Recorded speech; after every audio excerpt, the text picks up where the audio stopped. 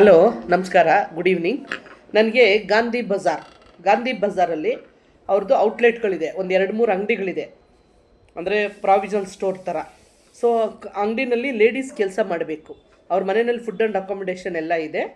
So ಯಾರು ಬರೋಕ್ಕೆ interest ಇದೆ, 18 to 25 ಇಯರ್ಸು ಹುಡುಗಿರು.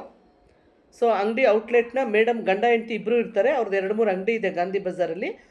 ಮೇಡಮ್ ಜೊತೆನೂ ಸರ್ ಜೊತೆನೂ ಅಲ್ಲೇ ವರ್ಕ್ ಮಾಡಬೇಕು. ಸೊ ಅವ್ರಿಗೆ 2 ಮಕ್ಕಳಿದ್ದಾರೆ, ಒಂದು ಗಂಡು ಹುಡುಗ, ಒಂದು ಹೆಣ್ಮಗು ಇದೆ.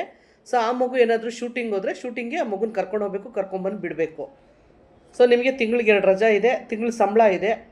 ಸೊ ಯಾರು ಬರ್ತೀರಾ, ಸ್ವಲ್ಪ ಇಂಗ್ಲೀಷು, ಹಿಂದಿ, ಕನ್ನಡ, ತಮಿಳು, ತೆಲುಗು ಒಂದು 2-3 ಭಾಷೆ ಗೊತ್ತಿರೋರಾದರೆ ಒಳ್ಳೆಯದು. ಆ ಮಗು ಎಲ್ಲ ಭಾಷೆನೂ ಮಾತಾಡುತ್ತೆ. ಸೊ ಇದು ಬಂದು ಗಾಂಧಿ ಬಜಾರ್, ಬೆಂಗಳೂರಲ್ಲಿರೋ ಗಾಂಧಿ ಬಜಾರ್. ಸೊ ಇದು ಹೋಗಿ ಬರೋದಲ್ಲ, ಅಲ್ಲೇ ಸ್ಟೇಯಿಂಗು.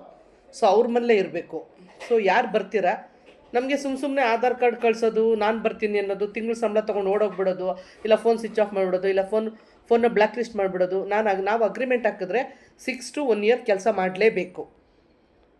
ದಯವಿಟ್ಟು ಬರೋರು, ಯಾರೇ ಕೆಲಸಕ್ಕೆ ಬರೋರು, ಇನ್ನು ಮುಂದಕ್ಕೆ ನಾನು ಹೇಳ್ತಿರೋದು ಈ ಜನವರಿಯಿಂದ 2026ಇಂದ ಈಗ ಬರೋರು ನನ್ನ ಹತ್ರ 3 ತಿಂಗಳು ಕೆಲಸ ಮಾಡಿರೋರು ಇದ್ದಾರೆ, 2 ತಿಂಗಳು ಮಾಡಿರೋರು, 1 ತಿಂಗಳು ಮಾಡಿರೋರು ಇದ್ದಾರೆ. ಸೊ ಆ ಥರ ದಯವಿಟ್ಟು ಮಾಡಬೇಡಿ.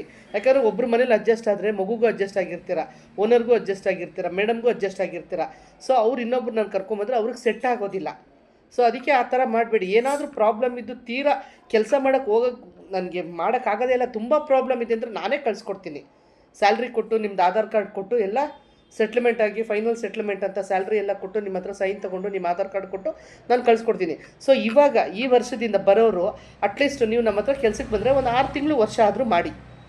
ಸೊ ಇದು ನನಗೆ ಗಾಂಧಿ ಬಜಾರಲ್ಲಿ ಬೇಕಾಗಿರೋದು. 18ರಿಂದ 25 ವಯಸ್ಸು ಹುಡುಗಿರು, ಮ್ಯಾರಿಡು, ಯಾರೇ ಆಗಿರಲಿ ಬರೋರು ನಿಮ್ಮ ನಂಬರ್ ಹಾಕಿ.